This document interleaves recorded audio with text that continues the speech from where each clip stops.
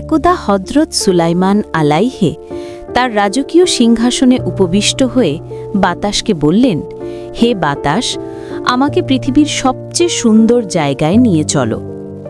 সঙ্গে সঙ্গে বাতাস সিংহাসনটিকে তুলে 7 সমুদ্রের ওপর দিয়ে উড়িয়ে নিয়ে গেল, যতক্ষণ না তারা এক মনোরম দ্বীপে পৌঁছালেন। হযরত সুলাইমান আলাইহের আদেশে বাতাস সেখানে সিংহাসনটিকে নামিয়ে দিল। তিনি যখন দ্বীপটির সৌন্দর্য উপভোগ করছিলেন, তখন হযরত সুলাইমান আলাইহে কিছু পক্ষীরাজ ঘোড়াকে দ্রুত তার মাথার উপর দিয়ে উড়ে যেতে দেখলেন। তাদের মহৎ রূপে তিনি মুগ্ধ হয়ে তাকিয়ে রইলেন, কিন্তু এক মুহূর্তের মধ্যে ঘোড়াগুলি দৃষ্টির বাইরে চলে গেল। হযরত সুলাইমান আলাইহে তখনও তার উড়ন্ত সিংহাসনে ছিলেন। তিনি তাদের পিছু নিলেন, কিন্তু ঘোড়াগুলি এত দ্রুত ছিল যে তিনি তাদের ধরতে পারলেন না। অবশেষে তিনি ফিরে এলেন। পরের দিন তার রাজসভায় তিনি তার জ্ঞানী মন্ত্রীদের সাথে বিষয়টি নিয়ে আলোচনা করলেন। তিনি জিজ্ঞাসা করলেন, তোমরা কি জানো ওই দ্রুত উড়ন্ত পক্ষীরাজ ঘোড়াগুলি কোথায় পাওয়া যেতে পারে? একজন সৈনিক উত্তর দিল, জাহাপনা, আমরা কখনো এমন ঘোড়ার কথা শুনিনি, তবে সম্ভবত জিনদের রাজা জানতে পারেন। হযরত সুলাইমান আলাইহে আদেশ করলেন, জিনদের রাজাকে তলব করো। কয়েকজন সৈনিক জিনদের রাজার কাছে খবর পৌঁছে দিতে গেল। তারা বিনয়ের সাথে তার কাছে গিয়ে বলল, হে জিনদের রাজা, হযরত সুলাইমান আলাইহে আপনাকে ডেকেছেন। জিনদের রাজা রাজসভায় এসে বললেন, জাহাপনা, আমি আপনার আদেশ পালনের জন্য প্রস্তুত। আপনি আমাকে কেন ডেকেছেন? হযরত সুলাইমান আলাইহে বললেন, সমুদ্রের মাঝখানে একটা দ্বীপে পক্ষীরাজ ঘোড়া আছে, তাদের কয়েকটিকে ধরে আমার কাছে নিয়ে এসো। জিনদের রাজা চিন্তিত হয়ে বললেন, জাহাপনা, আমাকে অন্য কোনো আদেশ দিন, এই কাজটি আমার ক্ষমতার বাইরে। একজন সৈনিক সঙ্গে সঙ্গে তাকে ধমক দিয়ে বলল, তুমি সুলাইমান আলাইহের আদেশ মানতে পারো না? জিনদের রাজা উত্তর দিলেন, জাহাপনা, ঘোড়াগুলি এত দ্রুত যে তাদের ধরা প্রায় অসম্ভব। তবে সমুদ্রের গভীরে শামদুন নামে এক জিন লুকিয়ে আছে, সে হয়তো এই কাজটি করতে পারবে। হযরত সুলাইমান আলাইহি আদেশ করলেন, তাকে ধরে আনো এবং তাকে দিয়ে ঘোড়াগুলি ধরানোর ব্যবস্থা করো।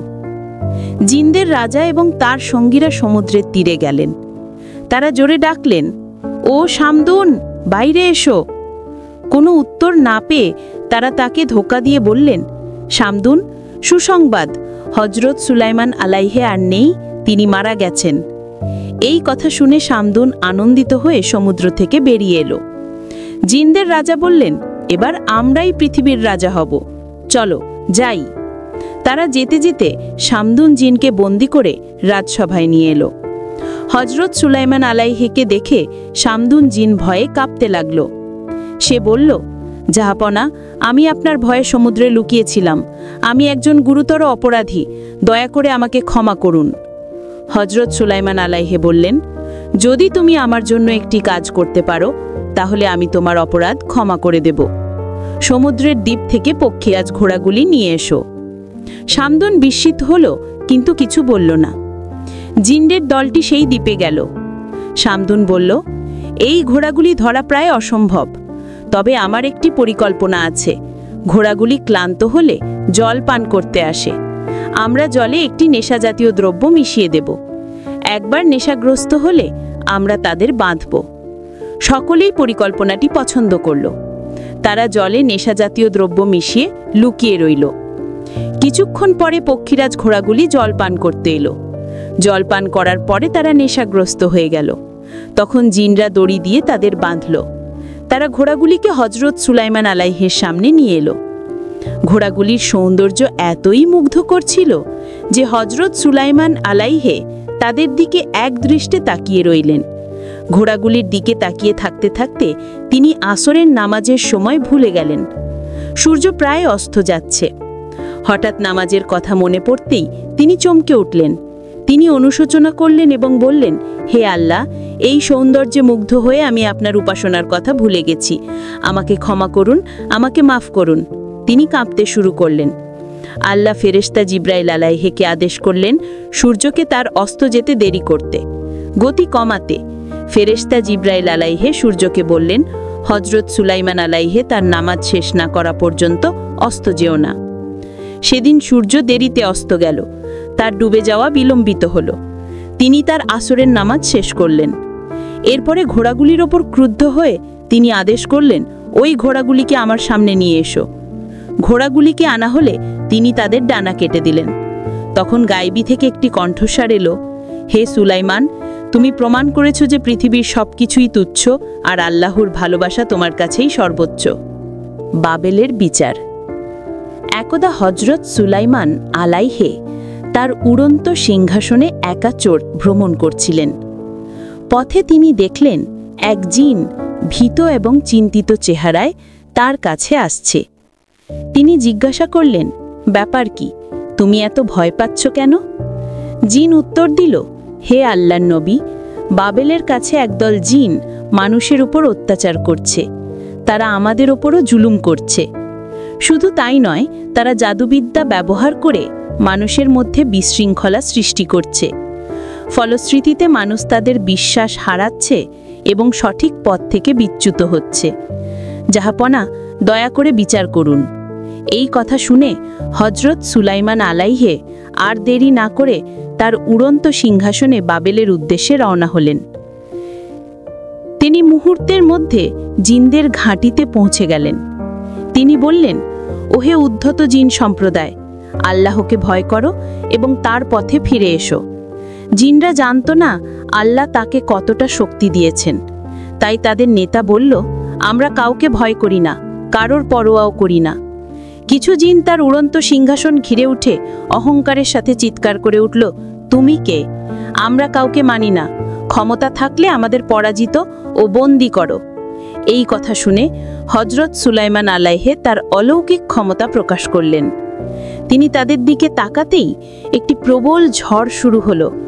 মেঘ গর্জন করে উঠল, মাটি ফেটে গেল এবং লোহার শিকল বেরিয়ে এলো, যা জিনদের এক এক করে বেঁধে ফেলল। তারা 1 ইঞ্চিও নড়তে পারছিল না। জিনরা হযরত সুলাইমান আলাইহির পায়ে লুটিয়ে পড়ে কাঁদতে লাগলো, আপনি কে?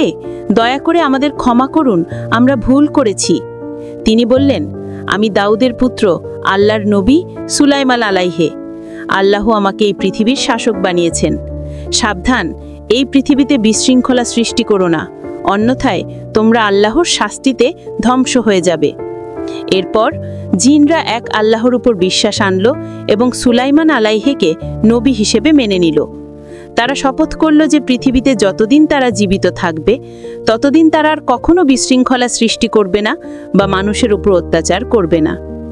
এভাবে জিনরা হযরত সুলাইমান আলাইহির আদেশ মান্য করত।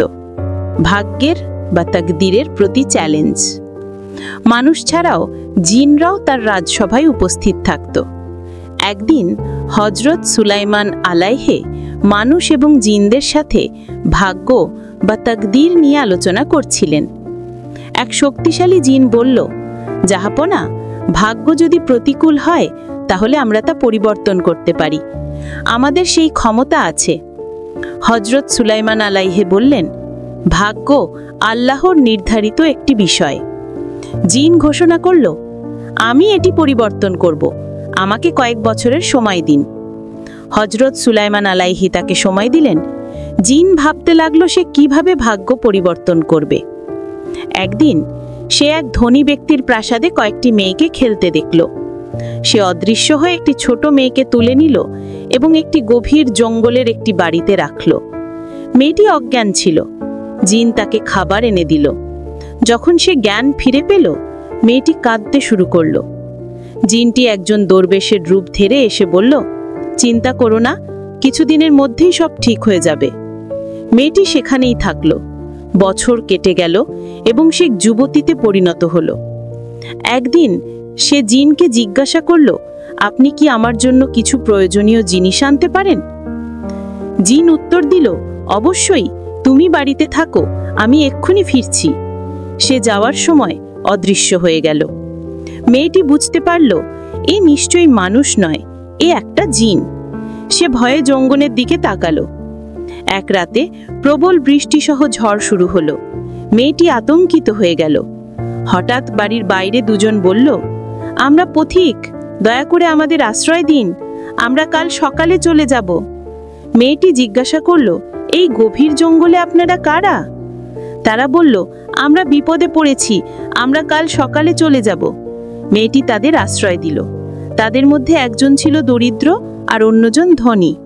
পরের দিন তারা জিজ্ঞাসা করল, আপনি কে? এখানে কেন? আপনি কিভাবে এলেন? মেয়েটি বলল, আমি এক জিনের হাতে বন্দী। ছোটবেলায় সে আমাকে অপহরণ করেছিল। আপনারা তাড়াতাড়ি চলে যান। ধনী যুবকটি বলল, আমরা আপনাকে বাঁচাবো, চিন্তা করবেন না। মেয়েটি বলল, আপনারা জিনের সাথে মেয়েটি বলল, আপনারা জিনের সাথে লড়াই করতে পারবেন না। দরিদ্র লোকটি বলল, এই যুবকটি একজন রাজার ছেলে আর আমি তার জাহাজের ক্যাপ্টেন। ঝড়ের কারণে আমাদের জাহাজ ডুবে গেছে।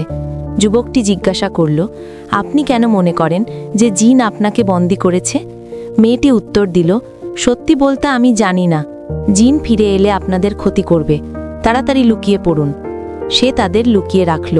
জিন খাবার নিয়ে ফিরে এলো এবং বলল, আজ কিছু অন্যরকম মনে হচ্ছে। এখানে কেউ এসেছিল নাকি? মেয়েটি বলল, এই নির্জন জঙ্গলে কে আসবে? জিন বলল, আমি রাজসভায় যাচ্ছি, আমার ফিরতে দেরি হতে পারে। জিন চলে গেল। জাহাজের ক্যাপ্টেন পরামর্শ দিল, তোমরা একে অপরকে বিয়ে করে সভ্য সমাজে ফিরে যাও, আমি লোক জড়ো করে তোমাদের উদ্ধার করব। তাদের বিয়ে হলো। ক্যাপ্টেন শহরে ফিরে গেল। তারা বেশ সুখে শান্তিতে বসবাস করতে লাগল। কিন্তু তারা জিনের কবল থেকে রক্ষা পেল না। জিন ফিরে এসে বলল, প্রস্তুত হও, আজ আমি তোমাকে হজরত সুলাইমান আলীহের দরবারে নিয়ে যাব। আমি তার সাথে আমার বাজি জিততে চাই। জিন তখন বাড়িটিকে উড়িয়ে নিয়ে রাজসভায় গেল। সে বলল, জাহাপনা, 10 বছর আগে আমাদের এই তর্ক হয়েছিল। আপনি বলেছিলেন ভাগ্য পরিবর্তন করা যায় না, কিন্তু আমি তা পরিবর্তন করেছি। এই মেয়েটির ভাগ্যে ছিল রাজার ছেলের সাথে বিয়ে হওয়া, কিন্তু সে ঝড়ে মারা গেছে। এখন সে অন্য কাউকে বিয়ে করবে। হজরত সুলাইমান আলীহে আদেশ করলেন, দরজা খোলো। দরজা খুলতেই মেয়েটি ও তার স্বামী বাইরে এলো। এ দেখে জিন হতবাক হয়ে গেল। সে তাদের জিজ্ঞাসা করল, তোমরা কে? এই যুবকটিকে? তোমরা এখানে কিভাবে এলে? মেয়েটি তখন পুরো ঘটনাটি ব্যাখ্যা করল। হজরত সুলাইমান আলীহে জিনটিকে বন্দী করলেন এবং তাকে মৃত্যুদণ্ড দেওয়ার আদেশ দিলেন।